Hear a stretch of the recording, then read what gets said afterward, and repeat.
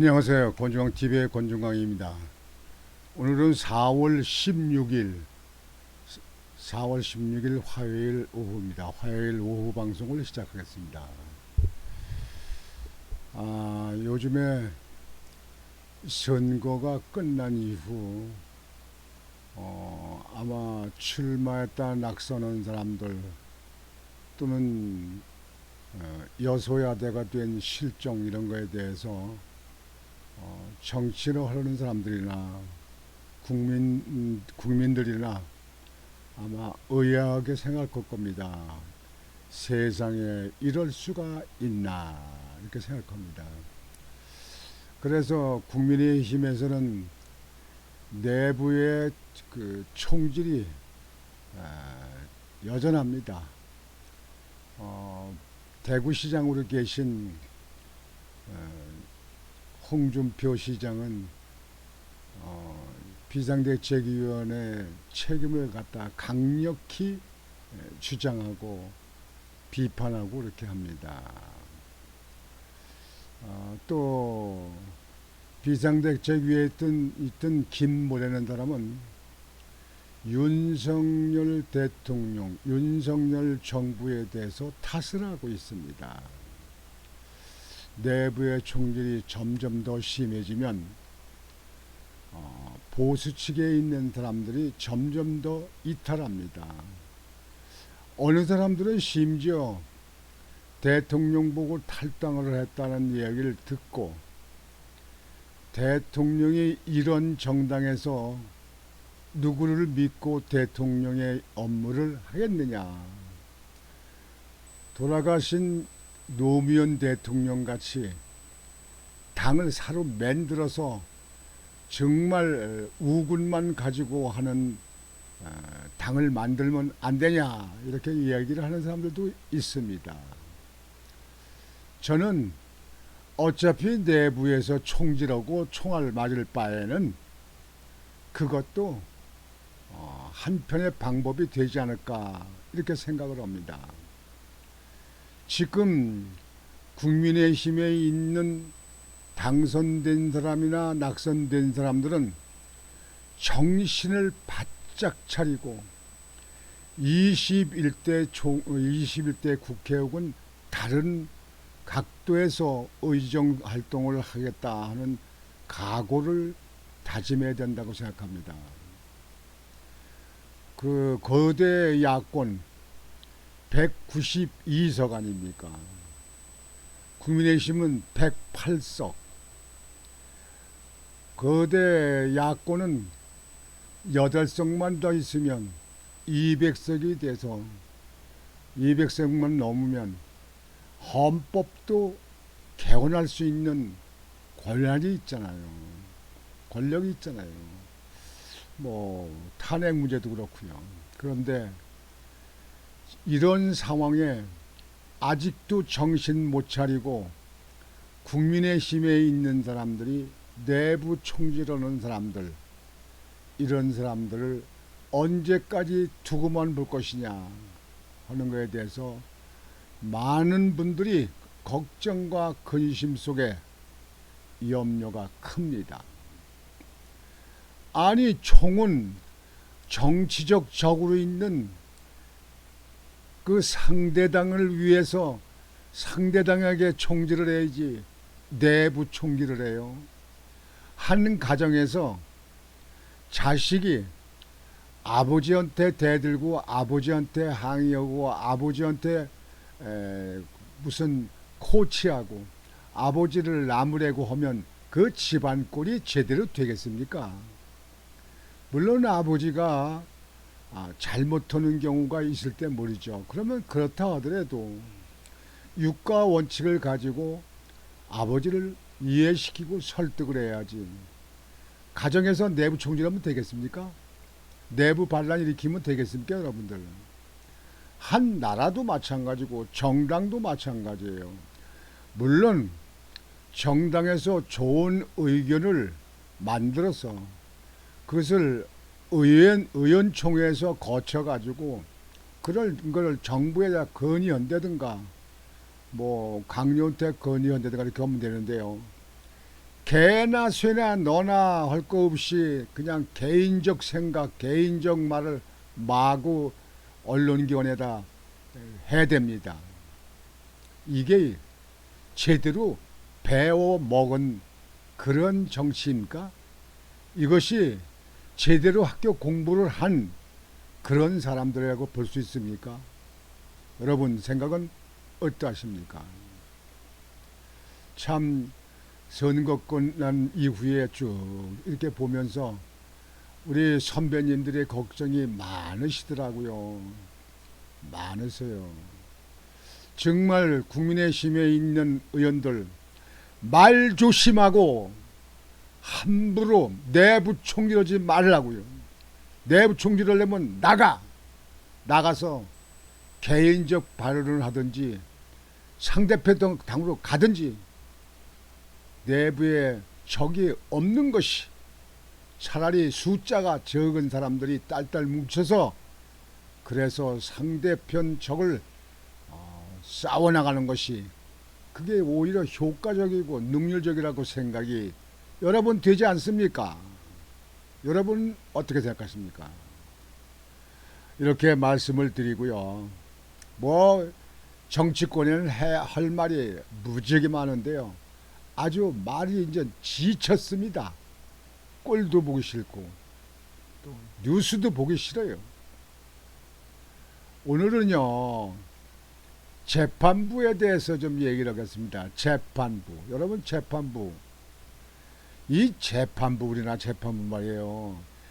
아니 자기네 식구를 재판받는다 하더라도 법과 양심에 따라서 이렇게 해야 되는데 이 정치권의 눈치를 보고 질질 끌고 재판을 갖다가 몇 년씩 끄는 이 사법부 이대로 둬도 되는 겁니까 여러분들?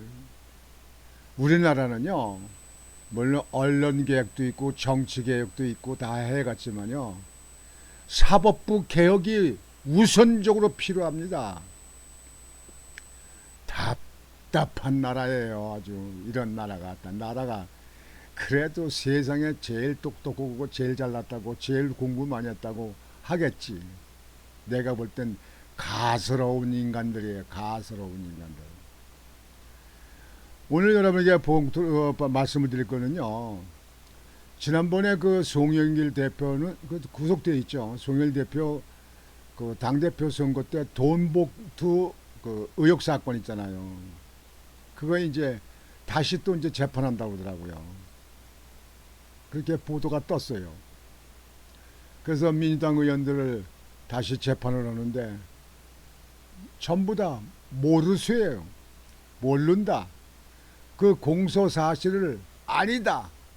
그렇게 부인을 했다고 합니다. 그 인천의 남동 출신 윤관석 의원, 허성만 부평 출신, 허정신 미추홀구 동구 출신. 이번에 윤관석 이상만은 출마하지 않았고 허정식은 출마해서 미추홀구에서 당선됐습니다. 이러한 문제를 재판을 언제까지 끌고 갈 것인가 하는 문제가 참 답답합니다. 답답해요. 사법부 좀 제대로 못해요. 제대로 못하려면 사퇴하고 사직을 하고 변호사해서 먹고 살아요. 재판관이라고 법복을 입고 말이지. 예? 그 법관 자리에 앉아가지고 말이에요. 정치적에 눈 보는 눈이 먼 일부의 재판관들. 저희들 누구누구라고 이름을 대지 않아도 여러분들 국민들 아시잖아요. 이런 사람들 빨리 좀 조치 안 됩니까? 이게 나랍니까 이게? 이게 언제까지 재판 끌고 갑니까? 예? 지금 이번에 조국 개혁당인가 조국 신당인가 거기에 비례대표로 10여 명이 당선됐다고 그러는데요. 그 2심까지 징역 2년 나왔잖아요. 그 3심 대법원 판결 언제 끝날 겁니까? 이번에 또 이 22대 국회에 당선됐으니까 22대 국회 끝날 때까지 4년 후에 그때까지 끌 겁니까? 참 답답합니다. 이 사법개혁이 빨리 되지 않으면요, 우리나라는 선진국으로 가긴 틀렸습니다. 세계에 앞서가는 나라 중에서 우리나라 같이 사법부의 문제점, 정치적인 문제점, 그리고 언론기관의 문제점, 이 종북 좌파들의 문제점, 이것이 세계의 한국을 후진국으로 계속 남게 하는 방법이 아닌가 이렇게 생각을 합니다. 더불어 이번에 이제 선거 22대 선거 치르면서 선거법으로 고발 고소된 사람들이 20여 명이 된다고 하더라고요. 이 20여 명 사법부 재판들 6개월에 끝나기로 되어 있는데 6개월에 끝날 것입니까? 눈을 크게 뜨고 지켜볼 것입니다. 전에 보면요, 인천의 이모 의원이 된 사람은요, 선거법 위반으로 고소돼 가지고 재판받는데요, 임기가 거의 끝날 쯤까지 갔었어요. 이번에 21대 국회의원들이요, 선거법 위반으로 고발돼 가지고 아직도 재판 안 된 게 몇 개나 됩니까? 그게 몇십 개입니까? 몇백 개예요. 임기가 다 끝났어요. 이제 5월 30일이면 새로운 국회가 이제 22대 국회 열리는데, 국회 21대 끝날까지도 재판이 안 끝난다.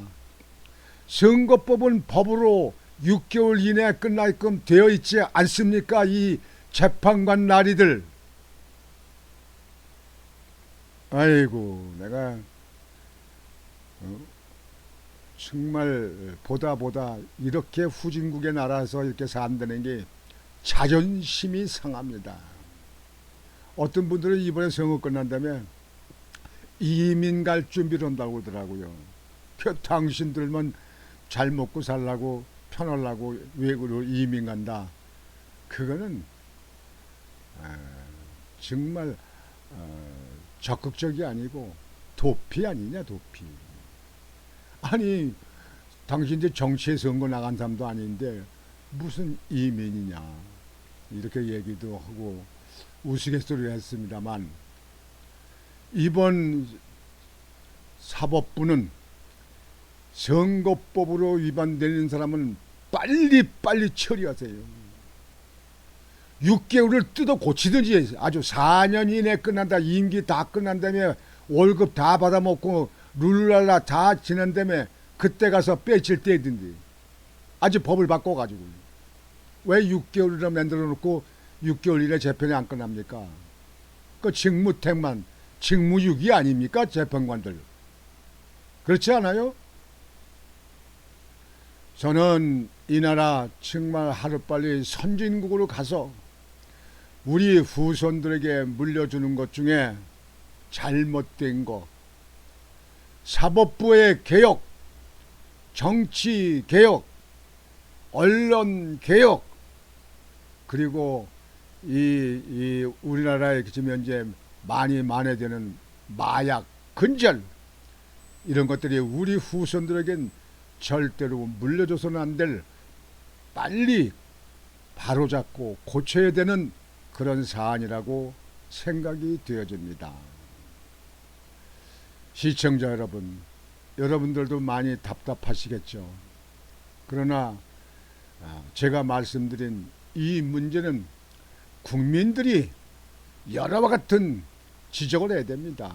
여야를 가리지 말고, 당에 매몰되지 말고, 그저 정치권의 잘못되는 문제를 고쳐라.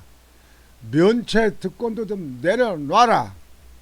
국회의원은 밥을 10그릇씩 먹느냐? 저 선거표가 2개 가졌냐? 그게 금배지가 맞냐? 그래가지고 우리 국민들이 거기에 대해서 강력한 지탄이 있어야 됩니다. 국회의원 숫자를 줄이는 것도 중요하고, 국회의원들 면책 특권도 내려놓는 것도 중요하고, 국회의원들 방탄하는 문제, 이 불체포 특권도 그것도 내려놔야 됩니다. 법 앞에 대한민국은 키가 크고 키가 작든지 공부를 많이 했든지 국회의원이든지 대통령이든지 법 앞에는 똑같아야 됩니다. 그렇기 때문에 법 앞에 똑같게 되기 때문에 예, 박근혜 대통령이 구속을 해서 4년 몇 개월씩 영창에 있었잖아요. 아무 죄도 없다고는 박근혜 대통령 가지고. 이명박 대통령 영창에 있었잖아요.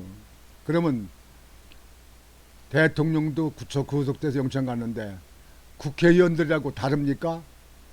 그저 의결권이 있다고 해가지고 그래서 면책특권을 갖다 누리고 그리고 방탄국회로 불체포 특권 다 누리고 산다. 이게 어디가 다 당하는 얘기입니까? 이 나라가 이게 민주국가입니까? 이게 무슨 아이고 속이 터집니다. 참 가슴이 답답합니다. 이 나라 우리 후손들에겐 참 좋은 모습이 보여줬으면 좋겠는데 옛날보다 더 못된 후진 정치, 후진 사법부.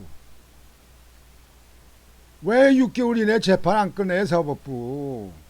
그러니까 후지잖아요. 후죠. 돈을 갖다가 받았느니 안 받았느니 그래서 재판이 안 끝나서 모르겠는데 말이죠. 판사들이 돈에 눈이 어두면요. 그건 이미 판사의 그 자격을 상실한 겁니다. 판사들은 돈과 멀리하고 돈이 필요하고 돈을 벌려면 옷 벗고 나와서 변호사를 해요. 뭐 어느 사람은 변호사는 몇십억을 받았는데 그 다단계 사기친 사람들 변호해가지고 몇십억을 받았는데 그거 가지고 언론에 많이 나오니까 그거 가지고 뭘 그러냐 그 부인 얘기 160억 정도는 받아야 되는 거 아니냐. 참 저는요 야 저런 사람들 가정을 누리고 있는 사람들 그 아이들은 어떻게 자라고 어떻게 배우고 어떻게 살까 궁금하더라고요. 궁금해. 참 답답합니다. 아이고 한심하고 한심하다. 아유 한심한 세상, 한심한 인간들, 한심한 정치권, 한심한 나라. 오늘 방송은 이것으로 마치겠습니다. 여러분이나 저나 답답하다 하더라도 우리 보통 국민들이 별 방법이 있습니까? 별 방법이 없잖아요. 우리가 법을 잘 지키고 우리가 양심적으로 우리가 모범적으로 국민 살면 뭐합니까? 그저 위정자들은 법을 이용하고 어떤 사건 나면 나는 모른다. 이번에 돈봉투 사건 제가 아까 말씀드렸잖아요. 송영길 사건. 공소 사실을 전부 부인했답니다. 다 부인했어요. 국회의원들은 그렇게 배워서 아마 국회의원 되는지 모르겠는데요. 저는요, 참, 나라 고칠 거가 이렇게 많은데 언제 다 고쳐지는가. 이렇게 걱정이 됩니다. 권중광TV의 권중광이었습니다. 여러분 안녕히 계십시오.